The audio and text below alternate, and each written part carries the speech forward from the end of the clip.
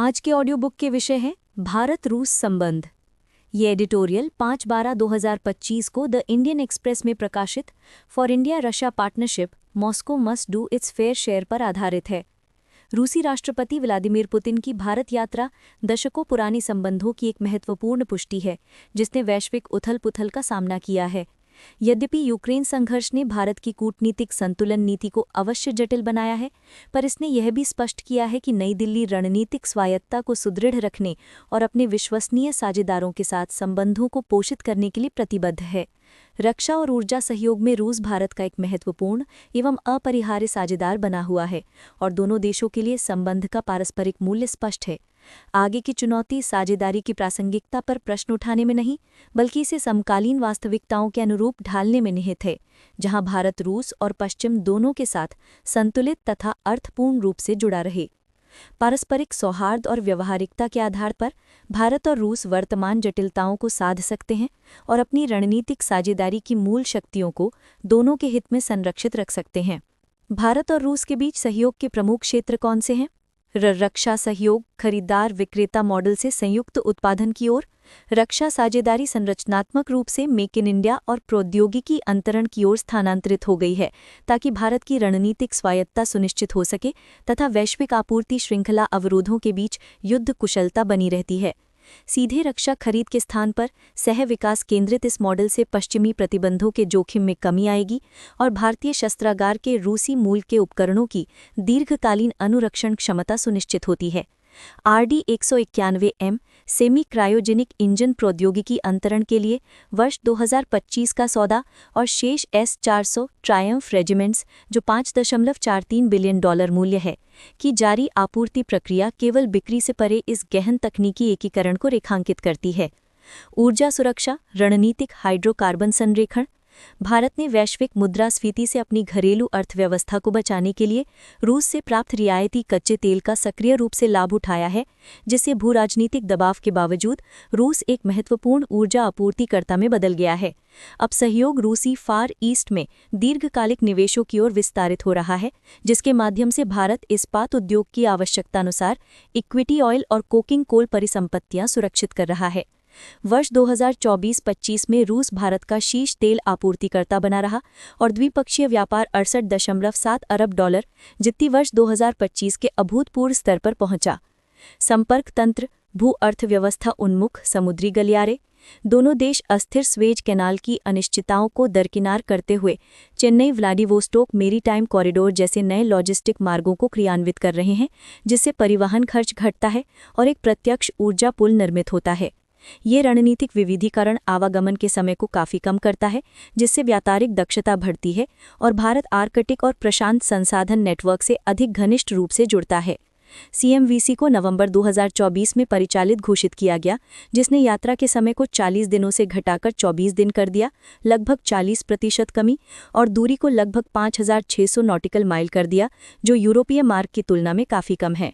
परमाणु ऊर्जा स्वच्छ ऊर्जा और प्रौद्योगिकी समन्वय।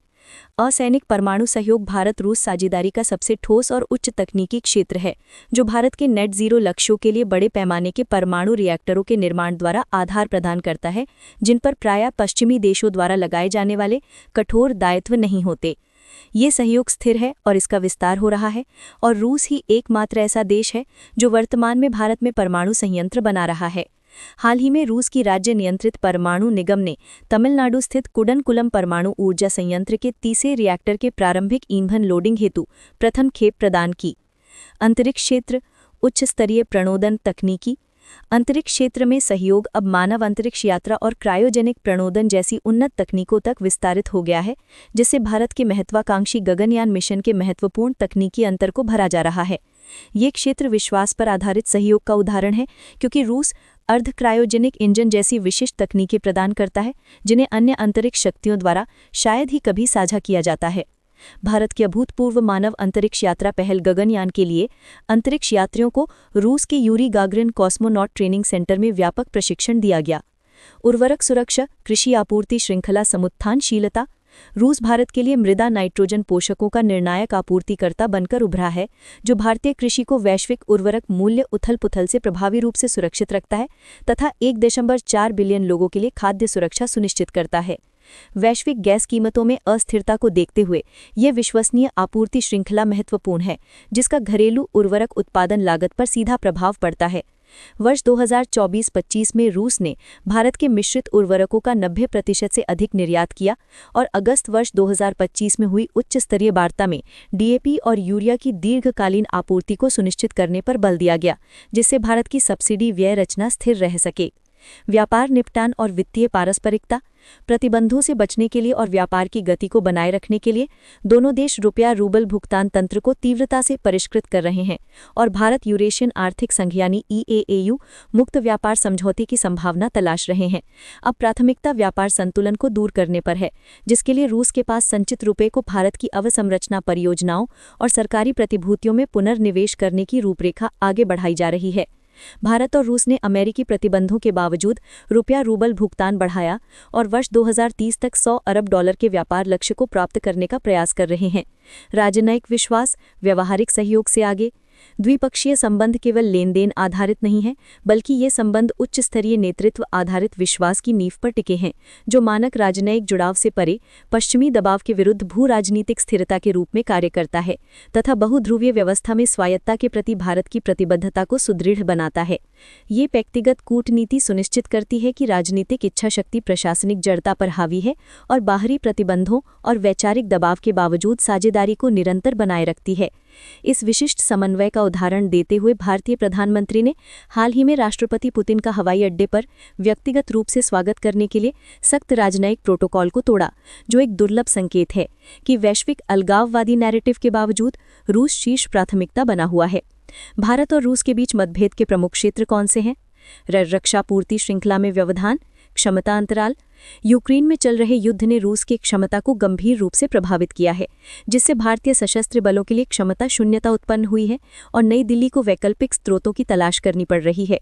ये अविश्वसनीयता चीन के विरुद्ध भारत की परिचालन तत्परता को खतरे में डालती है, क्योंकि रूस अपनी अग्रणी जरूरतों को निर्यात प्रतिबद्धताओं से ऊपर रख रहा है, जिससे महत्वपूर्ण वायु रक्षा और नौसैनिक प्लेटफॉर्म में विलंब होता है। इसी कारण S-400 सिस्टम के शेष 2 रेजिमेंट्स को 2026 तक विलंबित कर दिया गया है तथा अकुला श्रेणी की परमाणु पनडुब्बी का लगभग $3 अरब मूल्य वाला पट्टा अब 2028 तक स्थगित कर दिया गया है, जो मूल समय सीमा से कई वर्ष पीछे है। व्यापार असंतुलन, एक तरफिया आर्थिक मार्ग। द्विपक्षीय व्यापार अस्थिर रूप से असंतुलित हो गया है, जिससे भारत वस्तुतः रूस के लिए पूंजी निर्यातक की भूमिका निभा रहा है, जबकि रूस भारतीय औषधियों या निर्माण उत्पादों के लिए अपने बाजार में समान अवसर प्रदान नहीं करता है। ये संरचनात्मक कमी साझेदारी की आर्थिक तर्कसंगतता को कमजोर करती है, क्योंकि रूस उच्च मूल्य उत्पाद चीन से आयात करता जा रहा है, जबकि भारत से की जाने वाली उसकी खरीद बहुत नगण्य है। आधिकारिक आंकड़ों के अनुसार वित्तीय वर्ष 2025 में भारत का रूस को निर्यात केवल $4.88 अरब था, जबकि आयात $63.84 अरब तक पहुंच गया। सामरिक विचलन, जूनियर पार्टनर सिंड्रोम। भारत रूस की चीन पर बढ़ती निर्भरता को चिंता की दृष्टि से देखता है, क्योंकि ये आशंका प्रबल हुई है कि रूस बीजिंग का जूनियर पार्टनर बनता जा रहा है। इससे ये संभावना उत्पन्न होती है कि संभावित चीन भारत संघर्ष की स्थिति में मॉस्को की तटस्थता कमजोर पड़ेगी। ये भू राजनीतिक पुनर्संरचना यूरेशियाई भूभाग में भारत के लिए सामरिक संतुलनकर्ता के रूप में रूस की उपयोगिता कमजोर होने का खतरा उत्पन्न करती है। वर्ष 2024 में चीन रूस व्यापार $244.8 अरब के ऐतिहासिक स्तर पर पहुंचा और रूस की चीनी दोहरे उपयोग तकनीक पर बढ़ती निर्भरता ने उसे बीजिंग के सामरिक हितों के प्रति और भी अधिक कृतज्ञ बना दिया है। भुगतान संकट, रुपया जाल तंत्र। प्रतिबंधों के कारण मानक बैंकिंग चैनलों के निलंबन से भुगतान संकट उत्पन्न हो गया है, जहां अरबों डॉलर के भुगतान या तो अटक गए हैं या उनका निपटान करना मुश्किल हो रहा है। रूसी निर्यातक अस्थिर एवं भारतीय रुपये को संचित करने में अनिच्छुक हैं, जिसके कारण विनिमय तंत्र पर घर्षण उत्पन्न हो रहा है तथा भविष्य में रक्षा और ऊर्जा अनुबंधों में रुकावट आ रही है। भारत के साथ असंतुलित व्यापार संबंध के कारण रूस को प्रत्येक महीने $1 अरब तक रुपये में जमा करना पड़ रहा है। ऊर्जा इक्विटी, रणनीतिक रियायतों का क्षरण। रियायती रूसी कच्चे तेल से मिलने वाले आर्थिक लाभ अब तेजी से घट गए हैं, क्योंकि रियायतें संकड़ी हो रही हैं और टैंकर और इंश्योरेंस पर पश्चिमी प्रतिबंध कड़े होते जा रहे हैं, जिससे भारत के लिए कूटनीतिक दबाव बढ़ा रहा है, जबकि पहले उसे उच्च आर्थिक लाभ नहीं मिल रहा था। मध्य पूर्वी कच्चे तेल की तुलना में रूसी कच्चे तेल का मूल्य बनतर कम होने के कारण भारत के लिए पश्चिमी दबाव झेलने की प्रोत्साहन शक्ति भी कम हो रही है। पिछले लगभग 3 वर्षों में भारत ने रूसी तेल से 12.6 अरब डॉलर की बचत की थी, परंतु वर्ष 2024-25 में ये रियायत घटकर औसतन केवल 23.2 डॉलर प्रति बैरल रह गई। मानवीय तनाव। रूसी सेना में भारतीय नागरिकों की भर्ती एक नई राजनीतिक चुनौती बन गई है। कई मामलों में ये भर्ती गलत बहानों के आधार पर की गई, जिससे हताहतों की घटनाएं हुई और भारत में सार्वजनिक असंतोष बढ़ा। इस मुद्दे ने लोगों के बीच संबंधों को तनावपूर्ण कर दिया है और भारतीय विदेश मंत्रालय को तत्काल रिहाई के लिए सख्त मांग जारी करने के लिए विवश किया है। विदेश मंत्रालय ने पुष्टि की है कि नवंबर 2025 तक रिहाई के वादे के बावजूद 44 भारतीय अभी भी रूसी सेना में कार्यरत हैं। क्षेत्रीय तनाव। पाकिस्तान कारक। भारत की चिंताओं के बावजूद रूस पाकिस्तान के साथ सैन्य सहयोग बढ़ा रहा है, जिसमें हथियारों की बिक्री की संभावनाएं और संयुक्त सैन्य अभ्यास शामिल है। दक्षिण एशिया में अपनी साझेदारियों को विविधतापूर्ण बनाने की रूस की रणनीति नई दिल्ली को असहज करती है, क्योंकि पाकिस्तान की सैन्य क्षमता में किसी भी वृद्धि को भारत अपनी सुरक्षा के लिए सीधा खतरा मानता है। सितंबर 2025 में रूस और पाकिस्तान ने द्रुजबा 2025 संयुक्त सैन्य अभ्यास आयोजित किया।